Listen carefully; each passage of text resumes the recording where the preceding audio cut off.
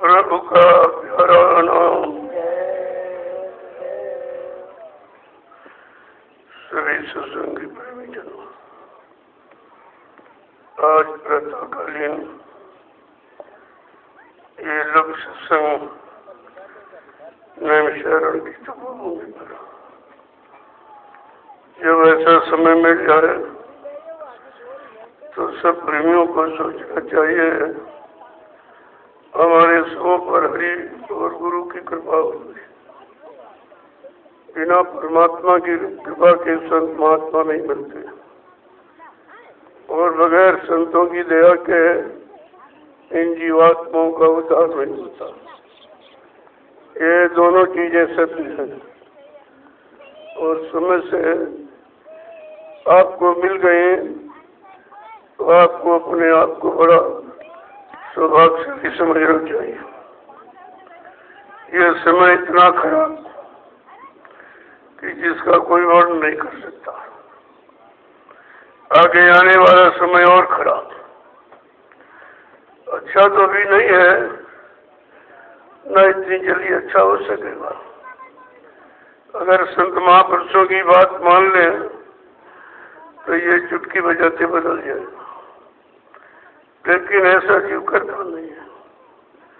अहंकार गुमान घमंड इतना भरा हुआ है, जानते कुछ नहीं कर कुछ सकते नहीं, लेकिन जो करने आए हैं, जिनको करना मालूम है, जिनको प्रकृति से सीधा संबंध है, उन संत महापुरुषों को तो कोई पहचान नहीं सकता, ना उनकी मान सकता है। अगर मान जाए तो यह सब ठीक हो सकता है। ऐसे नहीं है, खराब भी होता और खराब अच्छा भी हो जाता।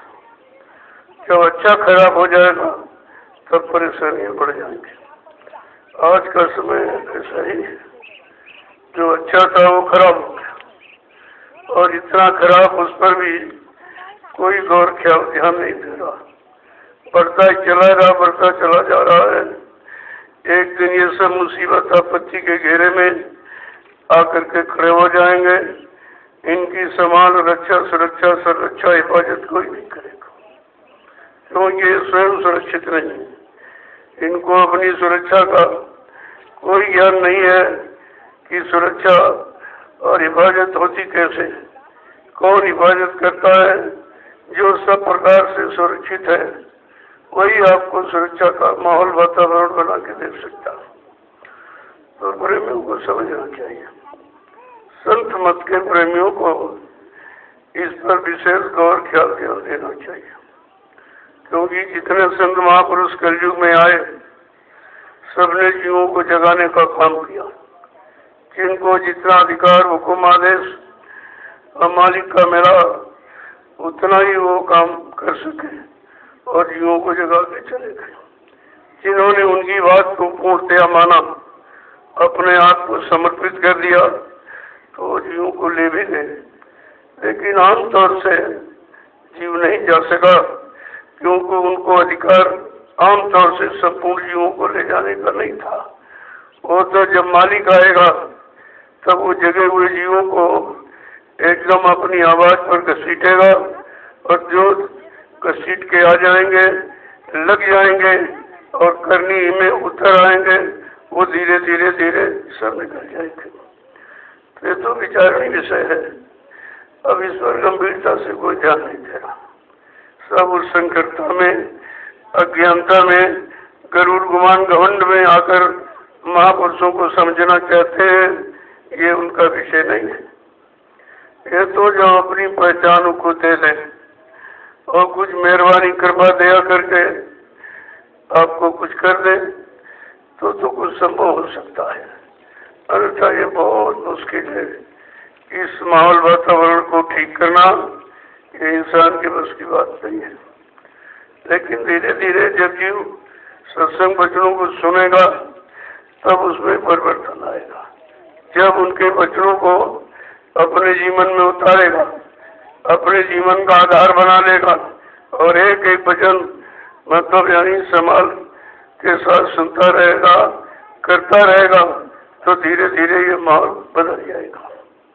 अब आपको तो कितने दिनों से बराबर सुनाया जा रहा, तो फिर भी जीवनाधिकारी तो रोज सुनाते, वही कहते रोज। जब रोज आपको सुनाया गया तब तो तुमको याद नहीं रहा, तो एक दिन का सुनाया कैसे याद जाए? या रोज नया बदल दिया जाए तो आप कैसे सोच पाओगे? जब तक एक पाठ पूरा नहीं पढ़ लोगे तो पढ़ाने वाला दूसरा पाठ नहीं पढ़ाएगा। ये भी आपको विचार करना चाहिए। वैसे सत्संग तो दो ही वचनों का है, केवल कि मतलब यानी मानव तन मिला है तो इससे अपने कर्म कर्तव्यों को भी उतार दो और महापुरुषों की शरण में जा करके और नाम का आधार प्राप्त कर लो और नाम की कमाई करके जीवात्मा का कल्याण कर लो।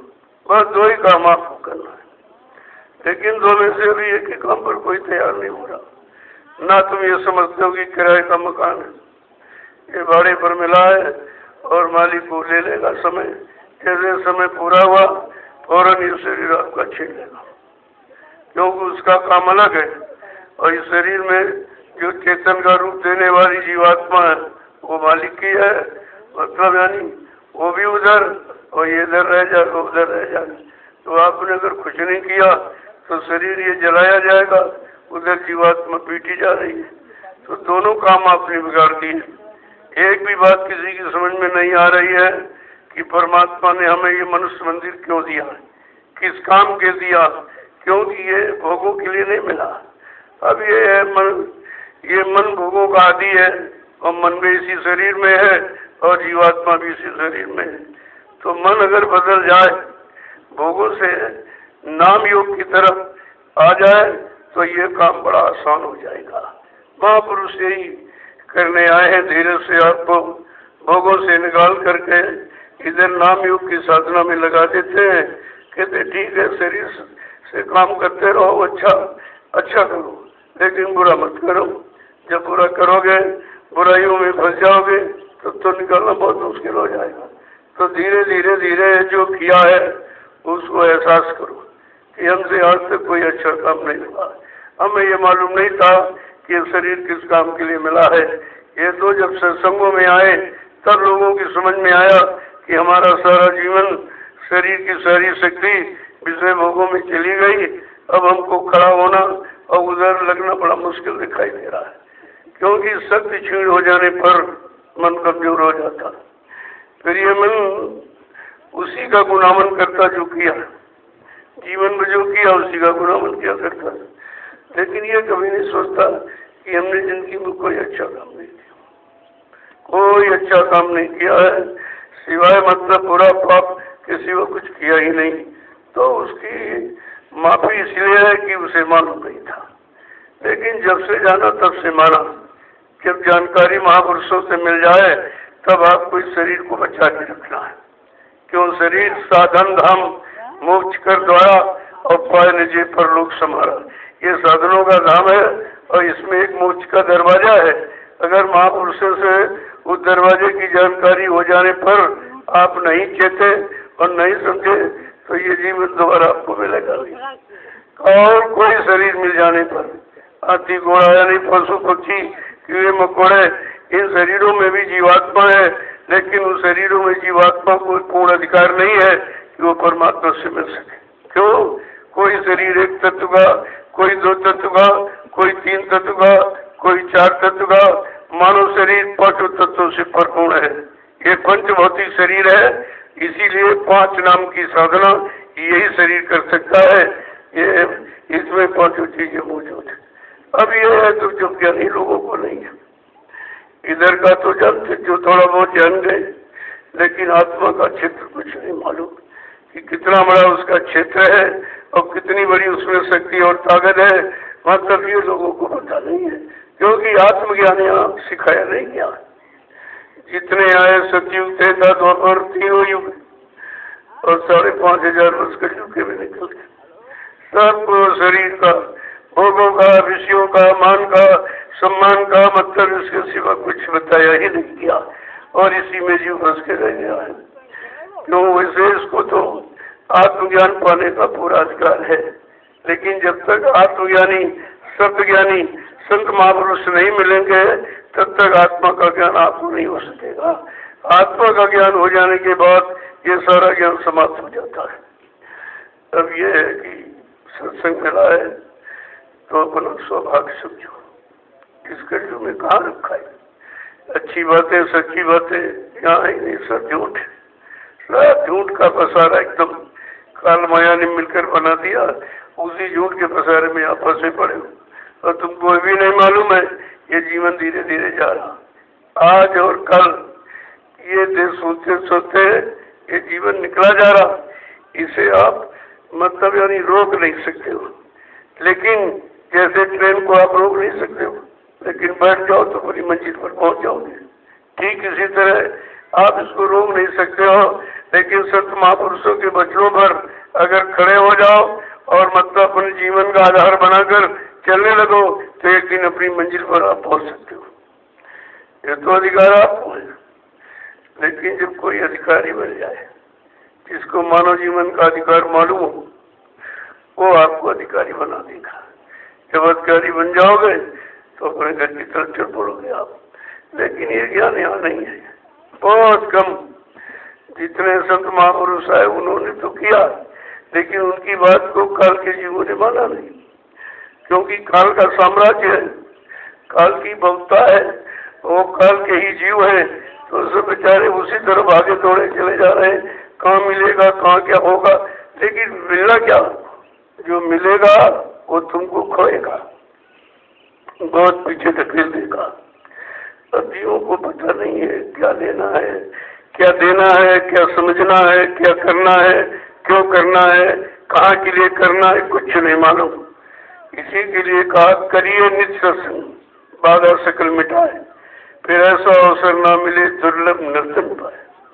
कहा बहुत दुर्लभ है, सब तो मिल जाएगा लेकिन मानव शरीर दोबारा नहीं मिलेगा। अब बेचारे जीवों को पता ही नहीं, तो कहते हैं मिला के फिर मिल जाएगा। ऐसे थोड़ी मिल गया। ये जीवात्मा ने अपने मन को साथी बनाया और मन कर्मानुसार जिन योनियों में जाता रहा शरीरों में, और जीवात्मा साथ में लगी रही बेचारी। किया तो उसने कुछ नहीं, उस शरीर का कोई भोग उसने भोगा नहीं है, लेकिन साथी बना देने के कारण अपना कर्तव्य निभाने के लिए बराबर मन के साथ लगी रही और मन भोगों में फंसता रहा और बराबर देखती रही। कहती अरे मन, तूने जो कर्म किया है उस कर्म से तुझे मिला क्या है? जन्म और मरण, जन्म और मरण, पैदा हुआ फिर मर गया, फिर पैदा हुआ फिर मर गया। ये जन्म मरण का चक्कर तुझे मिला है, बाकी तो कुछ मिला नहीं। तू कब चेतेगा, कब जागेगा, कब उसमें आएगी? जब जीवात्मा जगती है तुम अपने मित्र मन को भी जगा देती है, साथ में लेती है और मन को बहुत समझाती है।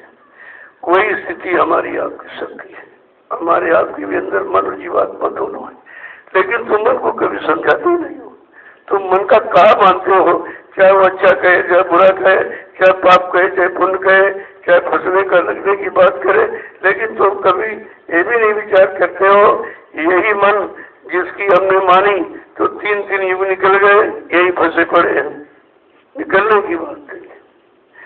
तो कहा कि तुमने मन की मानी है, अब मेरी मान लो।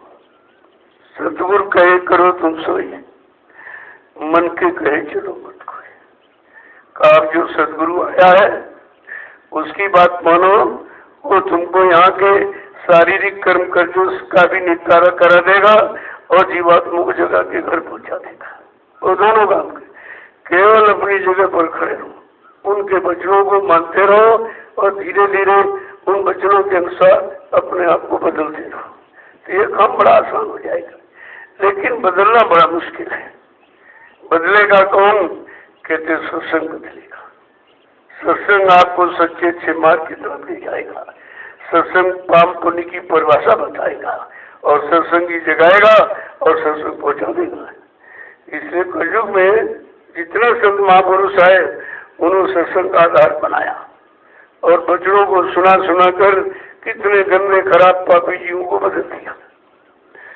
आपके यहाँ तो एक उदाहरण है वाल्मीकि का, कुख्यात डकैत थे, छीना झपटी राजनी मार किसके सिवा कुछ नहीं करते। देखो कैसे महापुरुष बदलते, कैसे दिया करते। वो जीव के पाप की गंदगी नहीं देखते। अगर पाप कर्मों की गंदगी देखेंगे तो निकाल नहीं पाएंगे। इससे गंदगी सबसे बड़ी है। पाप कर्मों में जो बदबू है वो मलमूत्र में भी नहीं है, लेकिन कभी उस पर वो विचार नहीं करते। क्यों?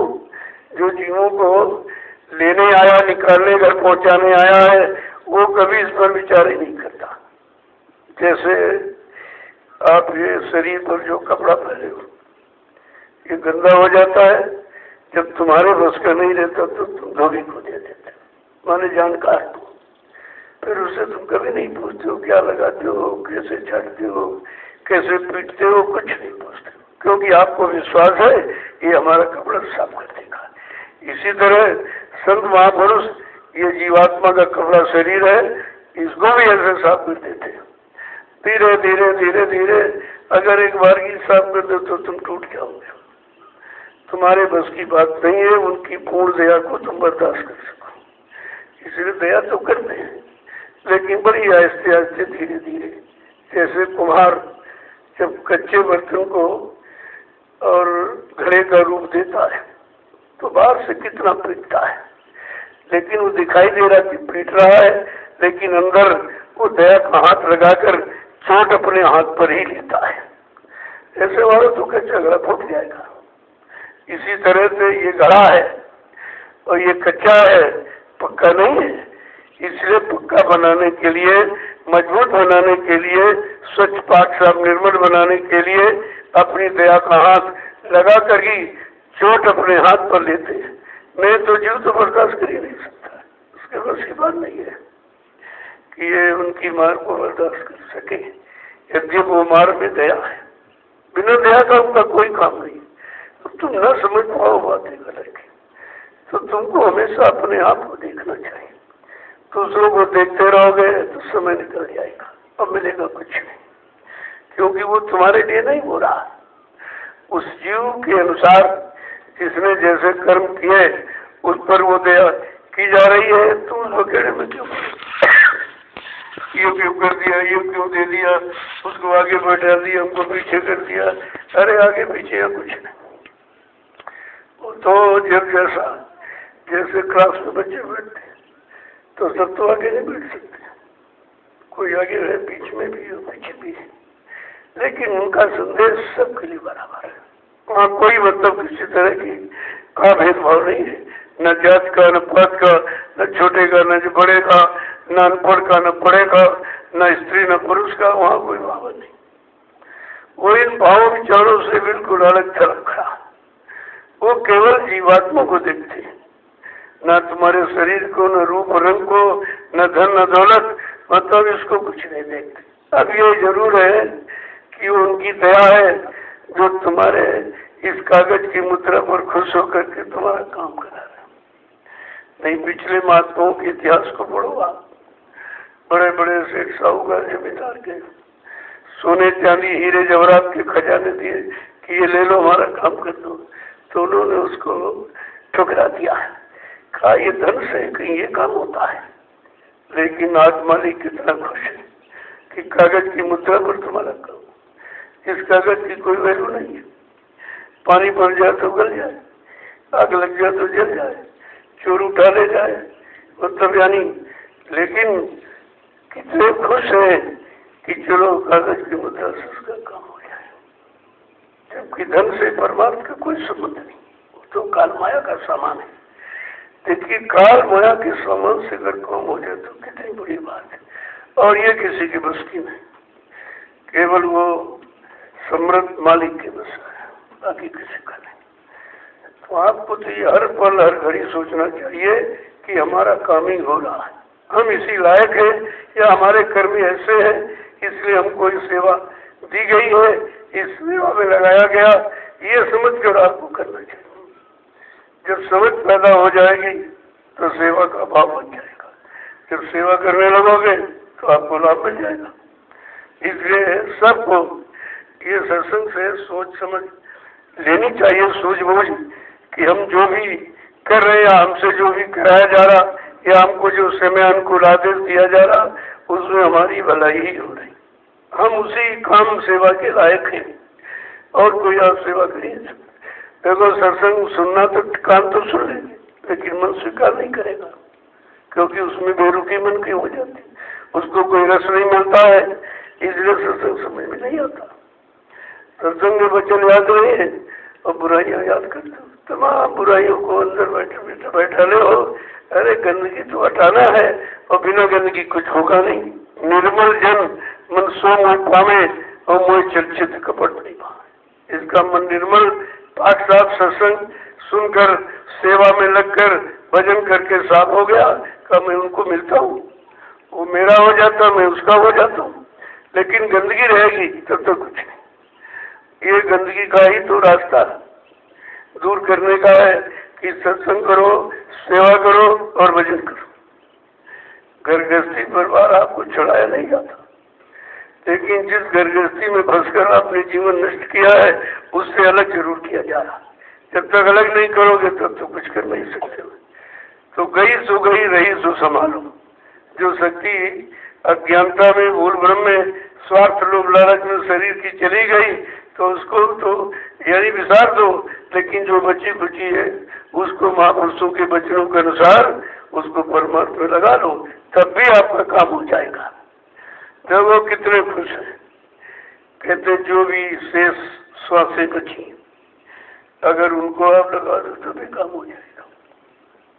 जो लेने आया वो इतना खुश है, लेकिन जाने के लिए कोई तैयार नहीं। वो जब सत्संग में आते तो कहते ये दे दीजिए, वो दे दीजिए, लड़का बच्चा दे दीजिए, बच्चे दे दिए, मतलब शादी का करा दी। अरे भाई ये तो संसार का काम है, ये तो तुम्हारा वैसे भी हो रहा। अगर मांगना है इस दरबार से वो मांगो जो कोई दे नहीं सकता। इस भूमंडल पर कोई नहीं दे सकता जीवात्मा का कल्याण, और पाप कर्मों की माफी कोई नहीं कर सकता। जितनी शक्तियां आई जिनको रामकृष्ण आपने माना और कहा भगवान जाना, उन्होंने भी किसी पाप कर्म को माफ नहीं किया। ये अधिकार उनके पास नहीं था। हाँ, समाज के सुधार के लिए आए, धर्म की स्थापना के लिए आए, लोगों को समझाया बुझाया, नहीं माने तो मार काट के कल्याण कर दिया, लेकिन किसी जीवात्मा का उद्धार नहीं। ये काम उनके बस का नहीं था। ये तो कलयुग सबसे खराब युग है, इसमें महापुरुषों ने आना स्वीकार किया और इस खराब युग में खराब युगों को बदलने के लिए आए। ये काम धरती पर किसी ने किया ही नहीं। अच्छे को तो अच्छे सभी बना सकते हैं, लेकिन बुरों को अच्छा कौन बनाएगा? जो बुरों को अच्छा बना दे, खराब को अच्छा ठीक कर दे, मतलब यानी उसको कहते हैं सुधार। ये सुधार है, लेकिन वो संधार सुधार नहीं होता। उन्होंने संधार किया, सुधार नहीं किसी का। अब आपको ये मौका मिला है, सब प्रेमी उसका लाभ उठा लीजिए, क्योंकि आश्रम का निर्माण जभी किया जाता है जब सारे आश्रय समाप्त हो जाते हैं, परमार्थ के रास्ते खत्म हो जाते हैं, सच्चाई की सीख शिक्षा समाप्त हो जाती है, आत्म कल्याण का संदेश खत्म हो जाता है, तब आश्रम का निर्माण किया जाता है। आश्रम का मतलब अपना अपना श्रम, किसी एक के श्रम में नहीं कि एक आदमी आए उसी करोड़ रुपए दे दिया तो बनवा दी तो उसी में रहने दे, तो कर्जा हो गया सब के आगे। इसलिए सबका श्रम, सबसे खा जा रहा अपनी इस पूंजी जो आपने गाड़ी कमाई की, कुछ न कुछ लगा दो, कुछ न कुछ लगा दो तो उसका लाभ आपको मिलेगा। और आप पर किसी का कोई कर्म कर्जा नहीं लेते। किसी के पास धन है तो धन की सेवा करे, अन्य है तो उनकी सेवा कर रहा, समय मिला तो सबकी समय की सेवा कर रहा, बच्चों की सेवा कर रहा और सूरत की सेवा कर रहा, जिसे भजन आप करते। तो ये सेवाएं की बात समझ में आ जाएगी तो सेवा से ही सब कर्मों की अदायगी हो जाएगी और आपका काम भी हो जाएगा। इसलिए निरंतर अपने में झांकते रहो, अपने को देखते रहो, अपने को सुधारते रहो, अपनी गंदगी को निकालते रहो। धीरे धीरे सब, अगर दूसरे को देखते रहो, माली किसी का अच्छा मकान है तो क्या देखें तुम्हारा अच्छा हो जाएगा। तुमको भी ये सोचना चाहिए भाई हम भी अपना अच्छा बनाएंगे। वो मकान शरीर को रहने का और ये मकान जीवात्मा का रहने, दोनों मकानों को अगर है दोनों भाड़े पर, दोनों किराए पर, वो ईंट पत्थर वाला उसमें भी आप नहीं रह सकते, समय खत्म होते और उसे भी निकाल दिया जाए। और इसमें जीवात्मा इसमें भी नहीं रह सकती। जब दोनों भाड़े किराए के मिल गए तो भाड़े और किराए की बात को पहले समझ तो लो कि हमारा नहीं है। ये समय कुछ समय मिला, उसी में हमको मिल गया। अब ये समय रहते हम अपना काम बना ले, ये बुद्धिमानी है। ऐसी बुद्धिमानी तो कोई कर पाता। यहाँ लोग आते हैं तो वो उसी काम के लिए संसार में करते हुए यहाँ मांगते। तुमने भाई इस दरबार में ये तो काम तुम्हारा ऐसे ही हो जाए। इसको मांगने कहने की जरूरत नहीं पड़ेगी।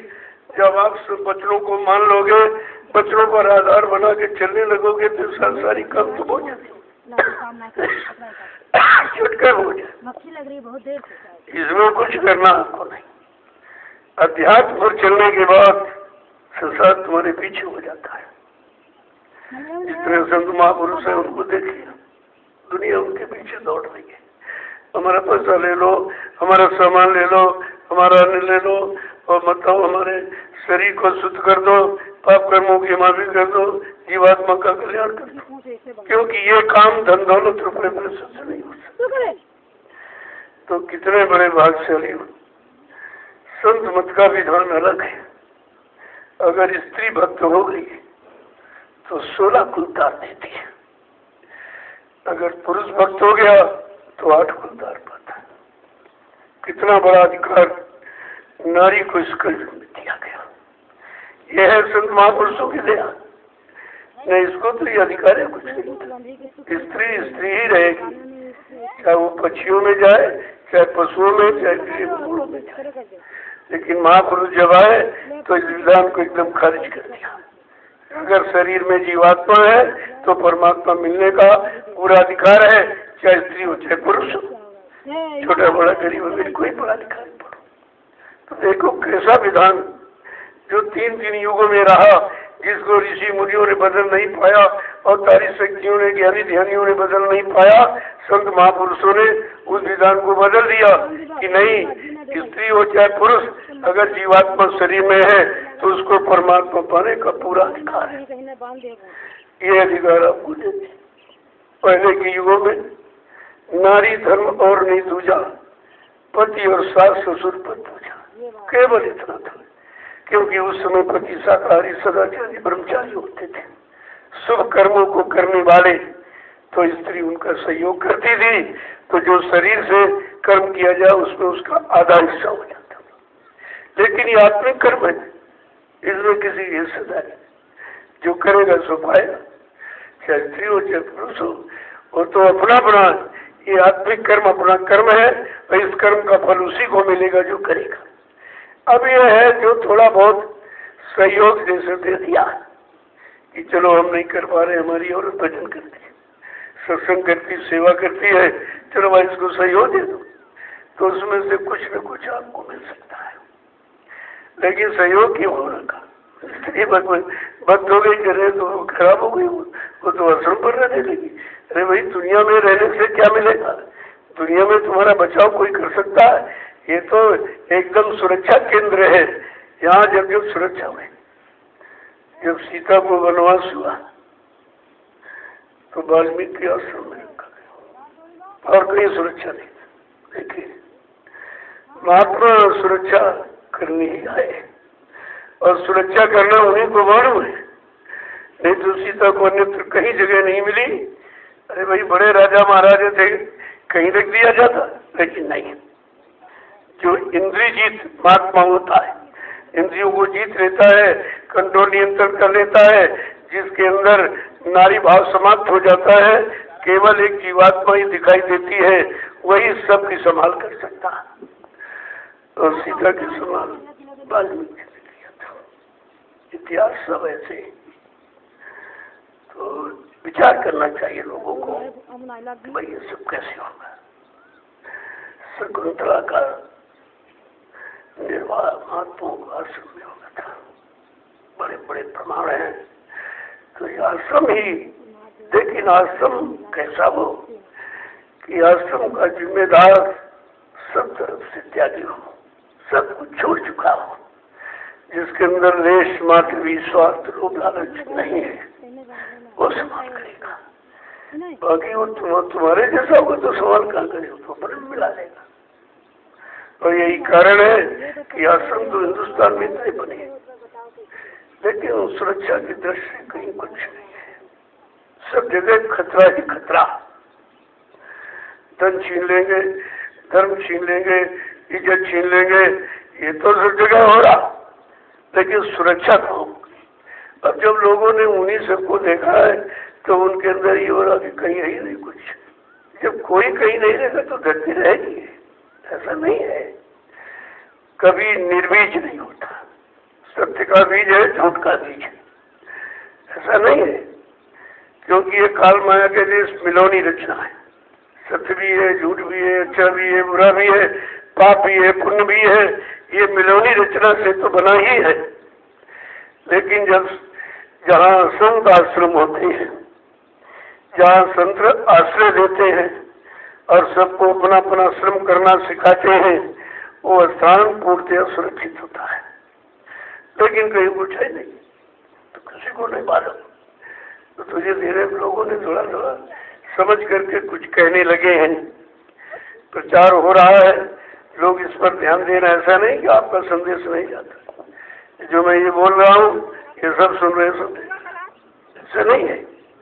तो जो लोग कहने लगे हैं कि हिंदुस्तान में एक महात्मा है जो झोपड़ी में रहता है, बाकी सबको ऐसी चाहिए, ये चाहिए, भला चाहिए, मतलब यानी वो बिल्कुल संसार से ही जुड़ा हुआ है। एक ऐसा महात्मा जो झोपड़ी में रह रहा है, वो प्योर अध्यात्म का संदेश देता है। उसके यहाँ कोई लोभ लालच की बात नहीं है और उसको खुद कुछ नहीं चाहिए। तो आपको तो विचार करना चाहिए, आपके आश्रम का संदेश पूरे हिंदुस्तान में जा रहा, क्योंकि ये वातावरण कहीं नहीं है। ना यहाँ किसी से कुछ मांगा जाता है, न किसी को किसी तरह से अलग किया जाता है। ये जरूर कहा जा रहा है कि दुनिया में, समाज में, परिवार में रहो और रहकर जो आपने किया है उसमें आपको मिला कुछ नहीं है, अब उस रास्ते पे चलो जिससे कुछ मिल जाए। तो प्रेमी आश्रम में आ गए।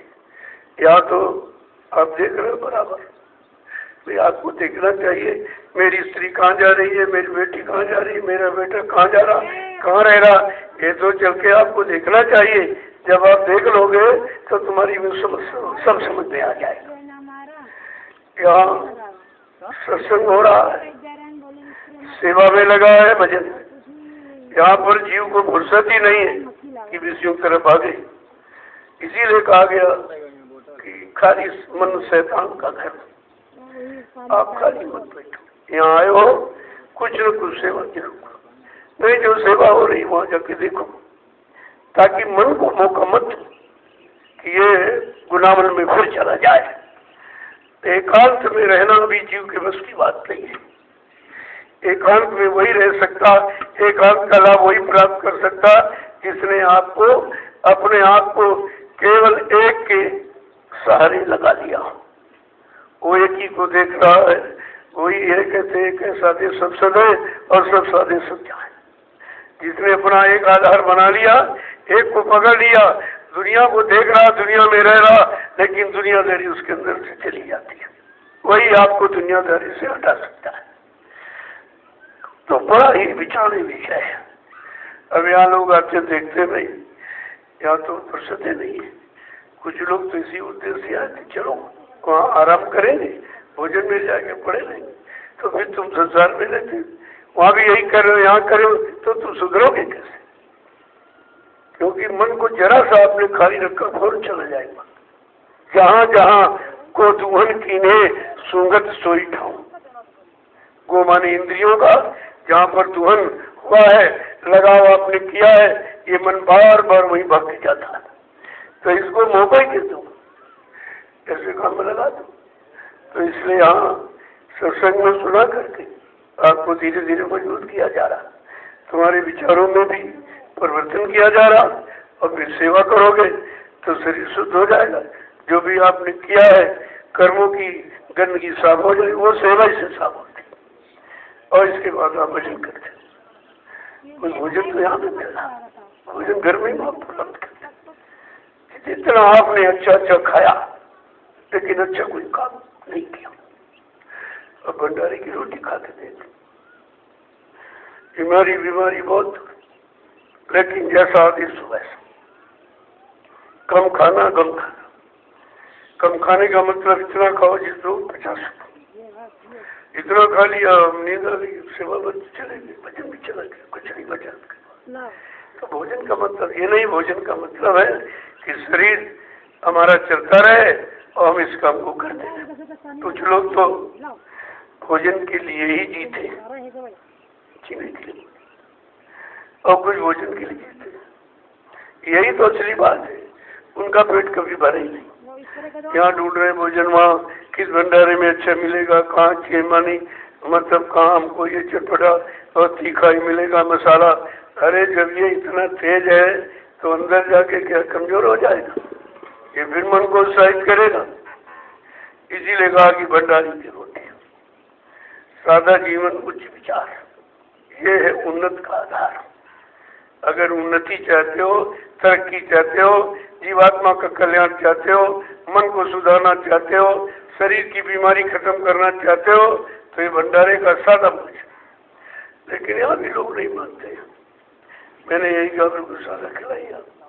अगर तुम्हारे अंदर कोई बड़ी भयानक बीमारी है, लोग कहते हैं ये खत्म नहीं होगी बीमारी, आप नमक रोटी खाना शुरू कर दीजिए, 6 महीने में बीमारी ऐसे भग जाएगी जैसे कभी आई नहीं।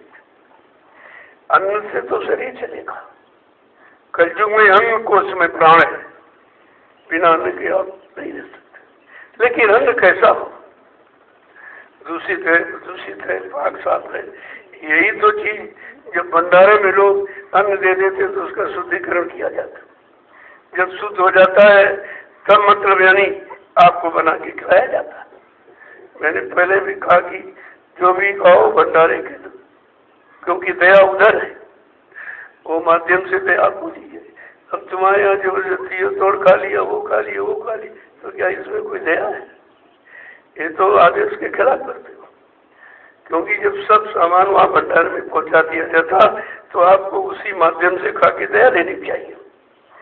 तो बात तो समझते नहीं लोग, या अपनी मनमानी करते रहोगे। ऐसे जीवन जैसे घर में थे वैसे यही, कोई अंतर नहीं। आप एक एक वचन पर गौर ख्याल आपको करना चाहिए और उसी के अनुसार आपको चलना चाहिए। अब कुछ लोग जाने की तैयारी में जाइए, लेकिन ऐसे मत जाओ कि फिर कभी नहीं आएंगे। जाओगे जब घर पहुंचो यहाँ की दैनिक क्रिया जो आपने की उसको याद रखो।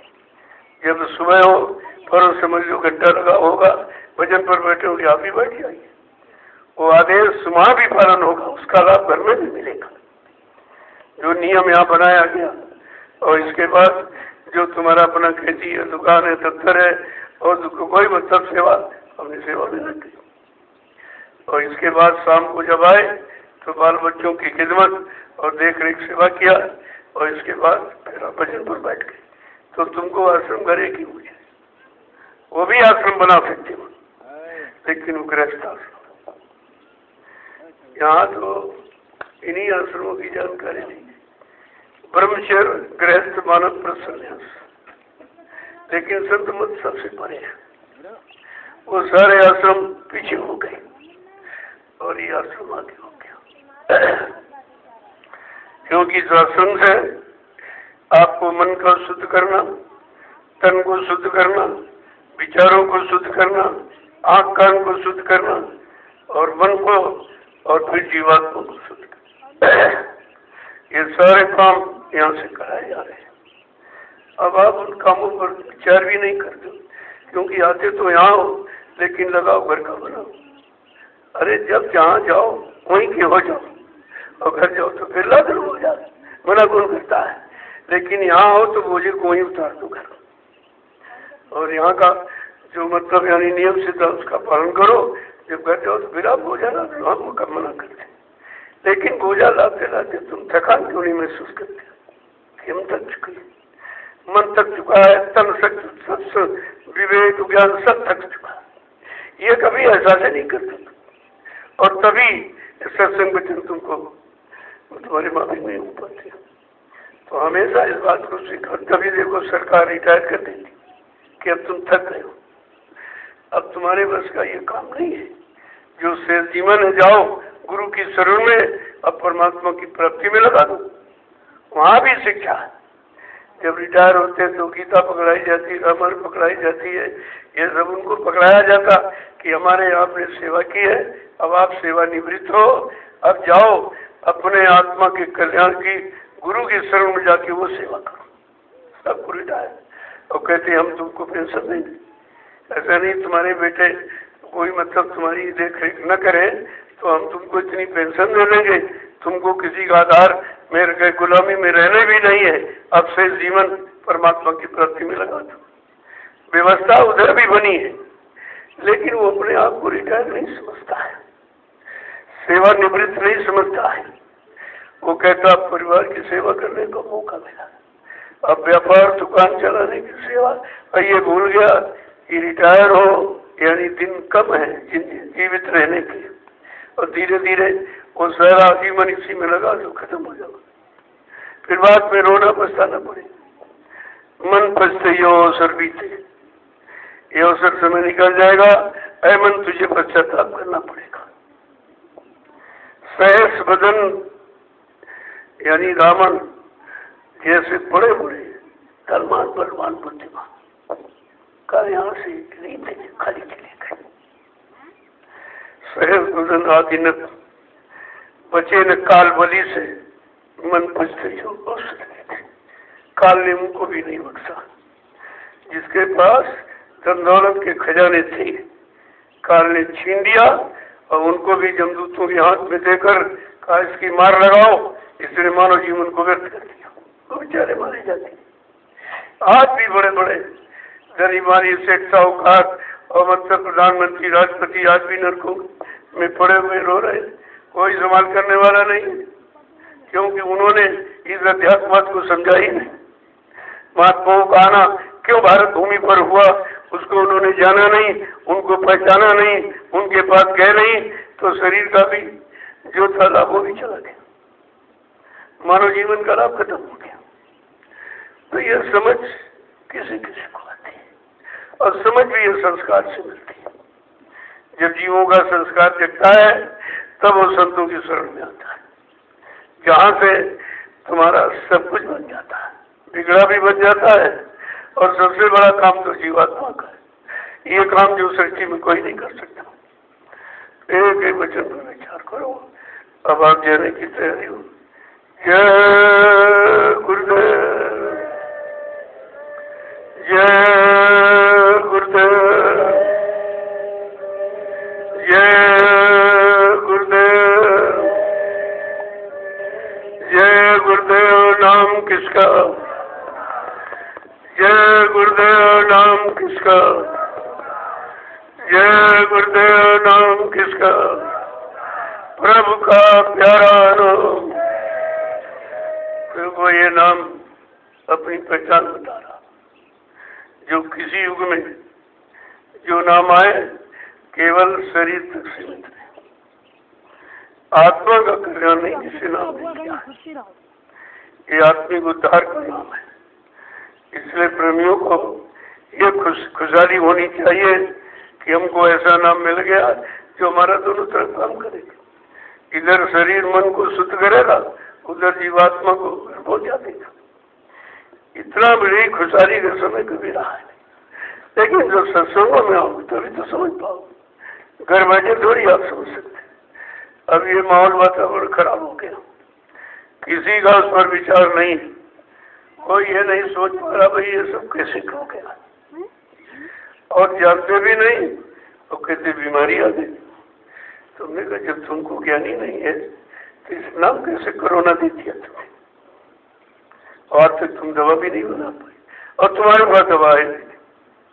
ये मानव बुद्धि से परे है परिवर्तन, ये प्राकृतिक प्रकोप जो आपने महापुरुषों की बात नहीं मानी, और ये जो परमात्मा ने जीव बनाए इनको मारा काटा सताया और अपमानित किया। जिस मनुष्य शरीर में परमात्मा की मूर्ति जीवात्मा बैठी है उसके सामने आपने ये मुर्दा मांस डाला और बुद्धि न से नशा तो धरी भी नहीं। ये सजा है, कर्मों की सजा है। कर्म का सुधार यहाँ है। कोई कह रहा मकान बना लो, खेती खरीद लो, बच्चे पैदा करो, पैसा के इनको छीन लो, इनकी मतलब यानी इनको मार दो, यही सब कर रहे हैं। इनको यह ज्ञान नहीं है कि मानव तन परमात्मा ने किस विशिष्ट कार्य के लिए दिया, विशेष कार्य के। वो बात आपको समझ में आएगी जब आप संतों के संग में आएंगे, जिन्होंने अपने मानव जीवन को धन्य कर दिया, बना लिया है, सब तरफ से सुरक्षित करके बैठे हैं, लेकिन तुम पहचान ही नहीं सकते उनको। बहुत सादगी में रहते, दुनिया को कोई अमत चमत्कार कुछ नहीं, किसी तरह की कोई। अब आने पर ही जीवों का काम हो जाता, वो तो स्वभाव है, शरीर का स्वभाव है कि कुछ कह दे या छू ले करते देते तो उसका स्वभाव है। वैसे उनका असली काम जीवात्मा के कल्याण का, इससे बड़ा धरती पर कोई चमत्कार नहीं, और यह काम कोई कर नहीं सकता। तो आप तो ऐसी जगह आए हो जहाँ तुम्हारा चार चौमुखी लाभ है, चारों तरफ लाभ ही लाभ है, लेकिन तुम उस लाभ को ले ही नहीं पाते। आए तो यहाँ हो, ध्यान रखते घर का। अरे भाई जब यहाँ आ गए तो यहाँ का ध्यान रखना, और घर चले जाओ तो घर का ध्यान रखना। मना कब किया जा रहा है, लेकिन तुम 24 घंटे वही बोझा लाते घूम रहे। यहाँ भी आए तो वही चर्चा, वही बात। ये अरे सत्संग में आए हो तो यहाँ तुमको दूसरी चर्चा करनी नहीं चाहिए, वैसे भी मन नहीं ठीक, और फिर उसको उसी गुनामन में भेज देते हो। तुमको यहाँ का चिंतन करना है, पर दोनों सेवा में चले जाओ। जरा सा मन खराब तो फौरन सेवा कर ले लो, और समय नहीं तो फौरन भजन पर बैठ जाओ, यानी कान बंद कर लो, हाथ बंद कर लो। इसलिए कि जो आँख से देखा अब नहीं देखूंगा, जो कान से सुना अब नहीं सुनूंगा, जो मन और तन इंद्रियों से किया वो अब नहीं करूंगा। इसका नाम है भजन, इसीलिए किया जाता। ये जो आँख कान बंद करते इससे कोई भगवान थोड़ी मिल जाएगा, लेकिन भगवान मिलने के काबिल तुम्हारे मन को बनाया जा रहा कि मन उधर कैसे मोड़ेगा, क्योंकि इसका खिंचाव लगाओ जोर सब इधर ही रहा है। अब इसको जब मोड़ोगे तो तकलीफ तो होती है, ऐसे मोड़ोगे तो टूट जाएगा। तो कहा इसमें मोया लगा दो, मुलायम कर दो। तो मोया क्या है, सत्संग सेवा और भजन, ये मोया है। जब ये लगा दोगे तो ये मतलब हल्का हो जाएगा, और धीरे धीरे धीरे धीरे इसको मोड़ लो तो तुम्हारा वैसे ही सहयोग जैसा उधर कर रहा वैसे सहयोग तुम्हारा इधर करेगा। जब तुम वहीं रहोगे जहाँ वही उसी का सब काम है, तुम कैसे सुधरोगे? अगर घर गृहस्थी में सब ठीक हो जाते तो आश्रम को बनाने की क्या जरूरत है? अगर वहीं आप ठीक से रहने लगते तो आश्रम में आने की क्या जरूरत है? वहां तो रह गए, आपने देखा तुम मकान कितना अच्छा बना लो, लेकिन अच्छे मकान से मन को अच्छा नहीं कर सकते। कितनी दौलत इकट्ठा कर लो, लेकिन मन को अच्छा नहीं बना सकते, क्योंकि ये सामान कालमाया का है। ये मन को बिगाड़ने का है, मन को भड़काने का है, और मन को उस तरफ घसीटने वाला ये काम आप करते हो। और तुम समझते बहुत अच्छा कर, हम बहुत अच्छा कर रहे हैं। तुमको अच्छे बुरे की पहचान कहाँ? तुम्हारे अंदर पाप पुण्य की पहचान कहाँ? तुम्हारे अंदर भौतिक और अध्यात्म की फर्क पहचान है ही नहीं। इसलिए सत्संग में आते जाते रहो। कहते लोग आने जाने से रिश्तेदारी चलती है, अगर न जाओ तो खत्म हो जाएगी। जब आते जाते रहोगे, जो रिश्ता आपने नाम से जोड़ा वो बरकरार रहेगा। जाओ, मैं मना नहीं करता, लेकिन ऐसा मत जाओ लोग की कमी नहीं, फिर आने का मतलब क्या हुआ? कबीर साहब ने तभी तो कहा कि भाई वैसे तो रोज दर्शन करना चाहिए, अगर नहीं है तो कहते भाई सप्ताह में एक बार, इससे भी नहीं तो 15 दिन में, इससे नहीं तो 1 महीना, और तो साल में जरूर करना। वर्ष दिवस नहीं कर सके ताको लागे दोष, कहे कबीर ता दास की कभी न हो मैं मोक्ष। अगर साल में भी वो दर्शन नहीं करता है तो बिल्कुल खारिज हो जाएगा दर्शन, क्योंकि पूर्तिया वो फिर उसी में लिपायमान हो गया। तो आना जाना बराबर, आते रहो जाते रहो, जब मौका मिल जाए 1 दिन के लिए 2 दिन के लिए तो आ जाए। लेकिन जिनका ऐसा संस्कार है जो परमानेंट आश्रम में रहे तो बहुत संस्कारी थे, उनको तो आप समझ नहीं सकते। नहीं कह सकते वो घर छोड़ दिया, हमारी स्त्री घर से बाहर चली गई, बता रहे तुमको आके देखना चाहिए कहाँ गई। अगर वहीं उसको शांति मिल जाती तुम्हारे शरीर से, तुम्हारे धन से, तो आश्रम में रहने की क्या जरूरत थी। जिनको शांति की तलाश है वो शांति ढूंढता है, और जिसको क्रांति भ्रांति अशांति पसंद अपना मारेगा। मना थोड़ी किसी को किया जाता, देनी लेकिन दोनों पक्षों का ज्ञान कराया जाता कि अगर लोगों को राज पाट धन दौलत मान सम्मान में असली शांति मिल जाती तो गौतम बुद्ध जैसे राजा का लड़का जंगल नहीं जाता, तो जंगल चले गए और जंगल पहुंचे तो शांति तो वहां भी नहीं बैठी है, लेकिन ये ज्ञान हो गया कि शांति मिलेगी कैसे। वो बेचारे सोचते थे कि जंगल में शांति, तो जंगल चले। जब वहां नहीं मिला, क्या हो सकता दूसरे जंगल में, नदी के उस पार जंगल था, तो वहां मतलब और इतने कमजोर हो गए कि भोजन पानी बंद करके शांति मिलेगी तब करूंगा। ये भी अटखरा है, तुम्हें मालूम है तो तुम्हारे अनुसार जब नहीं आई। तो मतलब नदी जब पार करने लगे तो शरीर में ताप नहीं थे सकता, एकदम झोंका लगा तो गिर गए उसमें डूबने लगे। धीरे धीरे धीरे तैरते तैरते चले जा रहे और किनारे पीपल का पेड़ उसकी जड़ का मिल गई तो उसको पकड़ लिया और धीरे से सारे निकल कर बाहर बैठे। अंदर में तुरंत विचार आया कि जब एक छोटी सी नदी पार करने में हमारी में ताकत नहीं तो भवसागर बहुत बड़ा कैसे पार करूंगा, ये चिंता का नहीं जो मैंने किया था फिर अपना परिवार में चले गए। कहा मैंने गलत किया, मैंने परिवार की सेवा बाल बच्चों की सेवा नहीं किया, मतलब उनको मैंने बीच में छोड़ दिया, तो कर दिया। तो ये उस युगों की कहानियां हैं जब दयाल पुरुष नहीं आए थे, दयाल का काम नहीं था, तब तो उन्होंने उस काल यानी काल जाल में ही ये समझ लिया कि शांति यहाँ नहीं है कहीं भी, न जंगल में, न गृहस्थी में, न परिवार में, कहीं नहीं। अंततोगत्वा उन्होंने शरण लिया और वो पूर्ण निवृत्ति पा गए। धीरे धीरे उनको शरीर का तो ज्ञान हो गया, लेकिन आत्मा का ज्ञान उसमें नहीं था, तो शरीर से तो सुरक्षित हो गए, ज्ञानी माने गए, उनका सम्मान, उनकी पूजा आज भी हो रही है। लेकिन आत्मज्ञान न मिलने के कारण उनकी जीवात्मा भी काल के घेरे में थी, कोई निकल नहीं पाया यहाँ से। और आपको तो कितना अच्छा अवसर मिला हुआ, तो धीरे धीरे वचनों को सुनो और एक एक वचन को अपने ऊपर लागू करो। जब अपने पर लागू कर लोगे तो दूसरे पर जब लागू करोगे तुम्हारी बात मान लेगा। जब तुम ही नहीं किया तो तुम्हारी बात लोग कैसे मानेंगे। इसीलिए इन संदेशों का कोई प्रभाव नहीं पड़ रहा। गीता का संदेश है, भागवत का संदेश है, वेदों का, पुराणों का किसी पर असर क्यों नहीं है कि सुनाने करने वाला स्वयं उसने किया नहीं है। गांधी महात्मा के पास एक सेठ आया, उसका इकलौता बेटा था, दीदी गुड़ बहुत खाता था। दीदी डॉक्टरों से मिले, उनसे दीदी कैसे बदलते दीदी तुम नहीं बदल सकते।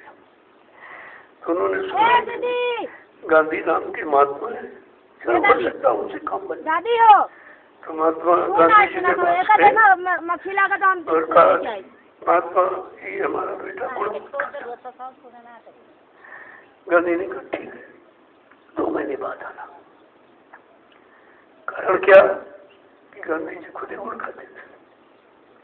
सोचा कि मैं ये खा रहा हूँ, मेरा प्रभाव पर नहीं पड़ेगा, मेरी बातों का संदेश का प्रभाव पर नहीं पड़ेगा। तो 2 महीने का समय कि 2 महीने में छोड़ के देख लूंगा इसमें क्या तकलीफ है, तो बच्चे पर मेरी बात का असर पड़ेगा। जब 2 महीने के बाद सेठ जी आए, कहते महात्मा जी बताओ तरीका। तो बच्चे के सिर पर ऐसे हाथ रखा, कहा बच्चा आज से गुड़ मत खाना। तो सेठ कह रहा ये तो नहीं कहना तो उसी दिन कह देते, इसका समय क्यों नहीं आया। कहा समय इसलिए कि मैं उस समय गुड़ खाता था, हमारे भी बहुत थी, तो मेरी बात का असर बच्चे पर नहीं पड़ता। जब मैंने छोड़ के देख लिया तब इस पर असर पड़ गया। यही पहले करो तब कुछ कहो। यहाँ से वक्ता पर वक्ता बन गए, 10,000 वक्ता दूरदर्शी के उत्तर प्रदेश में। कहा हमको स्पीकर चाहिए। स्पीकर मतलब समझते हो, जैसे इसमें हम बोल रहे हैं कभी वो आगे बोलेगा, मैं बंद हो जाऊँ बंद हो जाए, वो अपनी तरफ से कुछ नहीं करेगा। यानी इस संदेश को रूबरू फेस टू फेस वह जैसा हो वैसा ही सुनाना, उसमें एक शब्द अक्षर का एक फिर नहीं है। कहा हमको ऐसा स्पीकर चाहिए। और ये धीरे धीरे गुरु के बाद अपना संदेश देने लगे कि सेवा देना चाहिए, तुमको ये करना चाहिए, तुमको ये करना चाहिए। जो वक्त आया उसका सम्मान इसमें बस के मान सम्मान में। जबकि वक्ताओं की जब मीटिंग हुई तब कहा जब संदेश देने उपदेश करने जो जाएगा तो प्रेमियों से बताया कि अगर 1 घंटा सुबह शाम ये भजन पर नहीं बैठता, ये नकली उपदेश है, इसकी बात मत मानना, इसके अंदर कुछ नहीं, ये स्वयं नहीं करता तो तुम्हें कैसे बताएगा। लेकिन वो बात दोनों भूल गए, श्रोता और वक्ता दोनों भूल गए और बेचारे दोनों बस गए। ना उनको सच्चाई का संदेश मिला, वो भी हट गए, और जो दे रहे थे वो भी हट गए। कहने का मतलब ये है जब जैसा आपको कहा जाए बस वैसा ही करो, उसमें कोई काटछाट नहीं। जरा से आपने इधर उधर कर दिया तो बात बदल जाएगी, बदल जाएगी, इधर का उधर हो जाएगा और जो मिलने वाला रास्ता बंद हो जाएगा। इसीलिए संदेश बंद करा दिया कि हमारे यहाँ कोई अध्यक्ष मंत्री नहीं बनेगा, कोई वक्ता प्रवक्ता नहीं बनेगा, सब लोग सेवादार बनो, भजनानंदी बनो। परिवर्तन सेवादारों से भजनानंदियों से होगा, चाहे अपने में हो चाहे समाज देश का परिवर्तन। ये सब बंद कर दिया। जब हमने ये बंद कर दिया तो तमाम छोड़ के भाग गए बच्चा लोग। कल ने हमारा धंधे खत्म कर दिया था।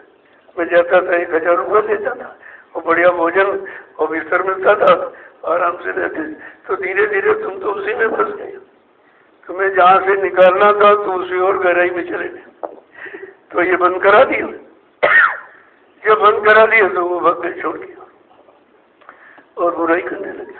देखो, अच्छाई का संदेश देने वाला जब अच्छाई के संदेश को समझेगा नहीं और अच्छाइयाँ अपने अंदर उतारेगा नहीं तो वो तो जो सुन रहे हैं उनसे ज्यादा खराब हो जाएगा। तभी संत मंत्री वक्ता प्रवक्ता नहीं, कुछ नहीं, कहना ना बोलना, कुछ ताली जुमा पर रखना। पहले जो बताया जाए उसको कर लो और करके लाभ प्राप्त कर लो। जब लाभ मिल जाए और आदेश हो जाए तो किसी को बता देना। लेकिन आदेश वैसे नहीं होता है क्योंकि अभी आप पके नहीं। जब पक जाओगे तुम्हारे पर कोई असर नहीं। कभी कहा लाभ और मान क्यों जाए, पड़ेगा सब तुझे देना। दीन गरीबी धार तेरे भले की कहूँ, मान प्रतिष्ठा छोड़ तेरे भले। पहले ये कहो और तुम मान सम्मान से नहीं उतरना नहीं चाहते, बड़ा ही बड़प्पन से हटना नहीं चाहते, फिर तो मिलेगा। जिनको मिला गरीबी में, गरीबी में महापुरुष की करीबी हासिल होती है और यहाँ गरीब कोई बनना नहीं चाहता। यहाँ भी सब अमीर बनने आए। तो जब वो चीज गरीबी में मिलती है तो तुमको गरीबी की परिभाषा समझनी चाहिए। गरीबी का मतलब हमारा मन इतना गरीब हो जाए इसके पास न काम रहे, न क्रोध रहे, न लोभ रहे, न मोह रहे, न अहंकार रहे, न ईर्ष्या राग, ये सब खत्म हो जाए तो उसको कहते हैं बिल्कुल गरीब हो गए। अब वो कंगाल हो गया, केवल सतगुरु के दरबार में भीख मांगता है दया की कि अब कुछ मत दो, दया की भीख दे दो, दया की। तब समझो कि हमारे मन का सुधार हुआ है। तो समय तो बहुत लगेगा, लेकिन अगर मान लो तो कुछ समय नहीं लगेगा। तुम्हें कुछ करना ही क्या है, केवल तुम्हें शरण को पकड़ करके खड़े रहना। लोग खड़े भी नहीं, सब खड़े हुए इधर भाग गया, उधर भाग गया, कोई नहीं बचा। 45 करोड़ जीवों को नाम दान दिया गया, कितने बचे हैं? कोई नहीं। अगर ये संदेश जारी न होता तो तुम सब लोग काल के काल में खड़े थे, सब वही तो खड़े थे। धीरे धीरे धीरे धीरे दया की डोर यानी फैलाकर कैसे कैसे तुम्हें निकाला जा रहा। अब तो खैर बात बहुत आगे बढ़ गई है, धीरे धीरे तो लोगों की समझ में आने लगा है। इस स्थान की महिमा सारे देश में फैल गई है कि नैमिषारण्य की तपोभूमि पर परमार्थ का कार्य हो रहा है जो कहीं नहीं हो रहा। सब जगह परमार्थ स्वार्थ से बंधा हुआ है। धर्म भी स्वार्थ से बंधा और नौकरी स्वार्थ से बंधी है, तो परमार्थ खत्म है। लेकिन यहाँ स्वार्थ भी है, इतना स्वार्थ है कि चलो आपको रोटी मिल जाए और तन ढकने के लिए कपड़ा मिल जाए, और चाहिए क्या था? रोटी कपड़ा मकान से सिवा क्या चाहिए? अगर इतनी हविस होती तो तब तो काम हो जाता।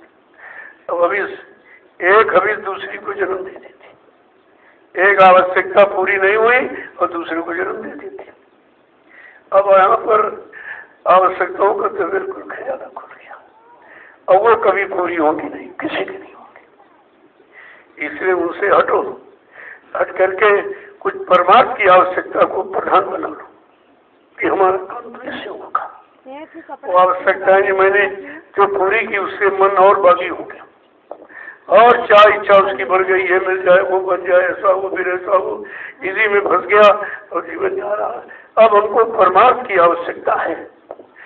परमार्थ की आवश्यकता आपके मन की स्वार्थ की आवश्यकता को बहुत पीछे ढकेल देगी जब आपको इसको प्रधान मान लोगे। जय गुरुदेव, जय गुरुदेव, जय गुरुदेव, जय गुरुदेव नाम किसका, जय गुरुदेव नाम किसका, प्रभु का प्यारा नाम। तो आप लोग खड़े हो जाओ, कितने धीरे धीरे खड़े हो पाते, बस इतनी देर है। उधर कोई एक महात्मा जी से प्रश्न किया कि अच्छा काम कितनी जल्दी हो जाएगा। कहा चलो नहाने नदी पर। नदी में नहाने गए तो तेज धार थी, एक लोटा फेंका। कहा जाओ जल्दी से पकड़ के ले आओ। अब इतनी तेज धार में था तो बहुत देर बस कर इतनी थी।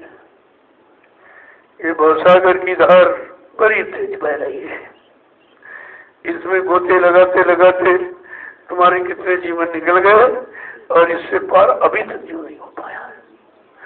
तो महात्मा कोई ना कोई प्रमाण ऐसा दे देते हैं जिससे तुम्हारी सोच में जल्दी आ जाए।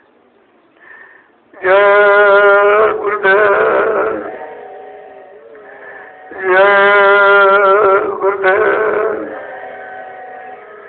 जोर से बोलो, बोलना होगा, अभी से बोलो। दुख दर्द हरेंगे, सब कष्ट मिले मिटेंगे, सुख शांति भी देंगे। सबके दाता, सबके मालिक, प्रेम से बोलो। ये नाम नहीं इंसान का, ये काम नहीं इंसान का। लोगों कितना बड़ा, ये काम इंसानों का नहीं है, ये प्रभु का, क्योंकि उसकी सृष्टि है, उसके जीव है। और लोग कहते इतने हमारे आदमी, इतने हमारे मानने वाले हो। अरे तुम्हारा यहाँ तुमने कौन सा जीव बना दिया? वो तो जिनका है उनको चिंता, और उस चिंता का हरण वही कर सकते हैं। ये सब चीजें आपको समझना चाहिए कि 8 सालों से जय घोष इस वायुमंडल में प्रसादित किया जा रहा, कहा जा रहा था अब कुछ होने वाला है। लोग नहीं समझ पाए। कहा क्या कल वक्त बदलने वाला है। ये माहौल चंद मिनट में बदल गया और 3 महीने उसका परिणाम तुमको झेलना पड़ा। 3 महीने घरों में बंद रहे और सब बंद हो गए, कुछ नहीं बचा। दुकान बंद हो गया, व्यापार बंद हो गया, यातायात बंद हो गया, सारे काम बंद हो गए। तो आपको तो सोचना चाहिए था ये बंद क्यों हो गए, किसके किसके कारण बंद हो गए, किसके कारण इतना भय पैदा कर दिया गया कि घर से निकलना मुश्किल हो। अरे ये भजन का समय दिया गया था। जो लोग कहते थे नौकरी के कारण, दुकान के कारण, बाल बच्चों की सेवा के कारण हमको समय नहीं मिलता, भजन कैसे करें? तो 3 महीने तो सबको समझ गया, घरों में बैठे रह क्या किया, सारे काम केवल एक ही काम भजन रह गया। अगर 3 महीने आप भजन कर लेते तो आगे आने वाली मुसीबत टल जाती है। उसमें भी कुछ नहीं किया, इसी बैठे कब खुलेगा, फिर उसी में फंसूंगा, कब खुले फिर फंसूंगा, यही सोचते रहे। लेकिन ये नहीं विचार किया ये 3 महीने का समय तुमको भजन के लिए दिया गया। कहा था बच्चा मैं भजन कराना जानता हूँ, मैंने इनाम दाने से फोकट में नहीं दे दिया, मैं जानता हूँ उसकी महिमा, मैं भजन कराना जानता हूँ, मैं भजन करा लूंगा, मुझे कोई स्थिति परिस्थिति क्यों न बनानी पड़े, और बना दी गई। ये है प्राकृतिक को कोई बीमारी नहीं। कहा था अगर 18 वर्ष प्रचार हुआ साकार, अगर तुम शाकाहारी बन जाओ तो बीमारी से बच जाओगे, कुदरत के भारी प्रकोप से तुम्हारा सुधार हो जाएगा। यहाँ के जिम्मेदारों ने और मांस मंदिर और बढ़ा दिया। अभी आपने देखा कैसी बुद्धि इनकी खराब कि मकान यानी दुकान बंद, व्यापार बंद, यातायात बंद, शराब ठेके खोल दिए। जो बंद करना चाहिए उसको खोल दिया और जो खोलना चाहिए वो बंद हो गए। तो जन जन दुखी हो गया। पहले भी आपको इशारा करके कहा गया था होगी जन जन में क्रांति, हम तुम्हें दिखा देंगे, सब धर्म लड़ेंगे आपस में, हम तुम्हें दिखा देंगे, तुम घरों में बंद हो जाओगे, ये स्थिति तुम्हारे सामने लाके खड़ी कर दूंगा और लोग इसको बारे में कुछ सोच नहीं पाएंगे। अंततोगत्वा इस समाधान के लिए तुम्हें संत महापुरुषों के पास जाना पड़ेगा, क्योंकि प्राकृतिक प्रकोप का इलाज उन्हीं के पास है। अभी अपनी बड़ी बुद्धि लगा रही है, कर दो कुछ नहीं, जितना ये सोच रहे उतना ज्यादा बढ़ता और ज्यादा। तो मैंने कहा ये लॉकडाउन का मतलब क्या निकला, जिसके लिए आपने लगाया वो तो बढ़ गया, क्योंकि बढ़ा था गंदे खान पान से, उसको आपने देश में खोल दिया है। ये भी इनकी समझ में नहीं आया कि मांसाहारी मुल्क चीन से ये इसको जीवाणु बम कहते हैं। बहुत पहले इशारा किया था कि अणुबम परमाणु नहीं खतरनाक, जीवाणु बम बहुत खतरनाक है जो सारे विश्व को एकदम वीरान कर देगा। लेकिन उस पर विचार नहीं किया, सुना ही नहीं। 10 जुलाई 1952 से लगातार मुतवातिर कंटिन्यूस 2012 तक सब सुनाया गया, किसी ने उस पर कोई अमल नहीं किया, ध्यान दिया नहीं। तो कहा ठीक मैं अपना हाथ हटा लूंगा, जब वहां घट गया तो समझ गया। अब किसी की बुद्धि में नहीं आ रहा क्या करूं क्या ना करूं, क्या करूं क्या ना करूं। जो कहानी सुनाई जब कहानी नहीं थी, आगे आने वाली समय की सूचना महापुरुष देते हैं। उनके यहाँ कोई प्रवचन, उनके यहाँ कोई भाषण नहीं होता है, वो आगे आने वाले समय की सूचना देने उनको दिखाई नहीं रहा कैसा था। ये बलरामपुर का कार्यक्रम देखा, अंतिम कार्यक्रम था। तो मैंने हर सत्संग में लगभग आपको इशारा किया कि जितने लोग खड़े बैठे इनमें से तमाम लोग शरीर छोड़ के चले जाएंगे और फिर आगे का सत्संग नहीं मिल सकेगा। तो आप उसको ध्यान नहीं देते थे। जो चीज नहीं मिलने वाली है तो लोग पहले उसको समेट कर रख लेते कि पता नहीं मिले ना मिले, कि आपने बच्चों को समेट कर रखा था, कुछ नहीं किया। और आपको एक दिक्कत है, यानी काफिले की यादगार आपको कराई है कि कितने काफिले निकाले गए। उनकी यादगार कराने के लिए तो बहुत छोटा सा काफिला था जो बलरामपुर की धरती से नैमिषारण्य तपोभूमि पर आया था। मैंने पहली बार 300 किलोमीटर बैठकर प्रसाद बांटा था। आगे बहुत समय खराब है, चलो इनको प्रसाद दे दिया जाए, इसे से कुछ काम, लेकिन प्रसाद देकर के तब शाकाहारी हो जाना, तब ये प्रसाद काम करेगा। गंदगी में कोई पूजा स्वीकार होती नहीं, लेकिन कोई नहीं माना और ज्यादा करने लगे। तो जब कुदरत को चार्ज दे दिया तो अपना काम शुरू कर दिया उसने शुरू कर दिया।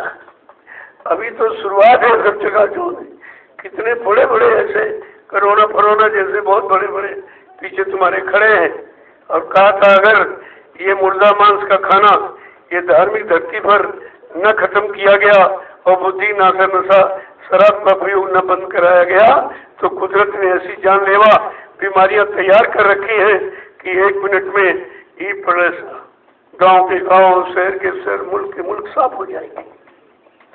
12-12 कोस पर कोई चिराग जलता नजर आएगा।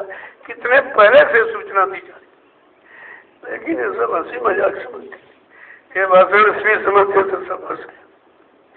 अब भी मौका है, अगर देश के अंदर शाकाहार का प्रचार करा दें और सब शाकाहारी होने लगे तो भारत धार्मिक भूमि ऋषि मुनि महात्माओं की है, इस पर कोई प्राकृतिक प्रकोप नहीं हो। और नहीं माने तो अन्य देशों की तरह भारत भी वीरान हो जाएगा। नहीं मानोगे तो सब कुछ हो जाएगा। जय गुरुदेव, जय गुरुदेव, जय गुरुदेव नाम किसका, जय गुरुदेव नाम किसका, प्रभु का प्यारा नाम। अब आप लोग जो जाने वाले हो आप जा सकते हो, बाकी जो है अपनी सेवा करें। सेवी शैतान मन को मौका मत दो, 1 मिनट का नहीं कि बहुत बाकी है, बहुत लग चुका है, लेकिन अभी थकान को महसूस नहीं कर रहा, इसलिए सेवा प्रधान अंग रखा गया। सेवा शरीर से करोगे तो शरीर शुद्ध हो जाएगा, बीमारियां कम हो जाएंगी धीरे धीरे। अब यहाँ भी लोग आते हैं जो तुमने कहा यहाँ कोई चमत्कार थोड़ी किया जाता है, यहाँ तो कोई आधार बना दिया गया सेवा का, आप करो तुम्हारी बीमारी चली जाएगी।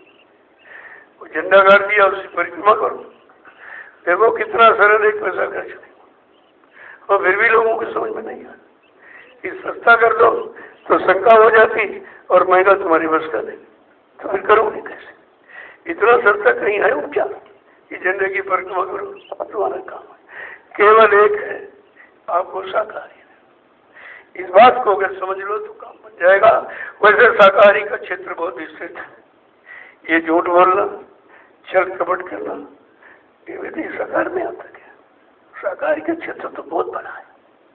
जब पूर्ण शाकाहारी बन जाओगे, शाकाहार का समझ लोगे, तो ये पाक सामने शरीर हो जाएगा। अभी तो मोटा मोटा आपको बताया गया कि मुर्दा मांस का डालना शरीर में बंद कर दो, जिससे बुद्धि पागल हो जाती, माँ बहन बेटी की पहचान खत्म हो जाती है, तो ये बुद्धि नाना नशा इसका प्रयोग बंद कर दी। अभी मोटा मोटा, फिर धीरे धीरे धीरे धीरे सब आपकी समझ में आ जाएगा कि हमें क्या करना क्या नहीं करना। शाकाहार का क्षेत्रफल बहुत बड़ा है। तो, तो शुरुआत अभी की गई, शुरू में आपको बताया जा रहा है कि भाई मुर्दा मांस बंद कर दो और फिर जिंदा मांस बंद कर दो। मुर्दा छोड़ोगे लेकिन जिंदा मांस कहाँ छोड़ो, उसी की तो तलाशी कर दो, भाग दो तो उसी की मची हुई है। और वो शाकाहार का मतलब ही नहीं समझते। तो जब धीरे धीरे सत्संगों में आओगे और लग जाओगे तो सब समझ में आ जाएगा और आपका बिगड़ा काम बच जाएगा। जय गुरुदेव। अब आप लोग अपनी अपनी सेवाओं में चलो, जो जाने वाले वो जा सकते हैं। यहाँ रोका किसी को नहीं जाता। जितना समय लेने का आए उतना समय व्यतीत करो, फिर चले जाओ और फिर समय मिल जाए फिर आ जाओ।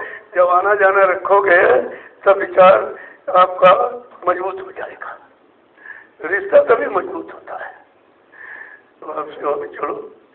मैं देखो रोज ही आता हूँ, रोज आपको प्रसाद दिया जाता है।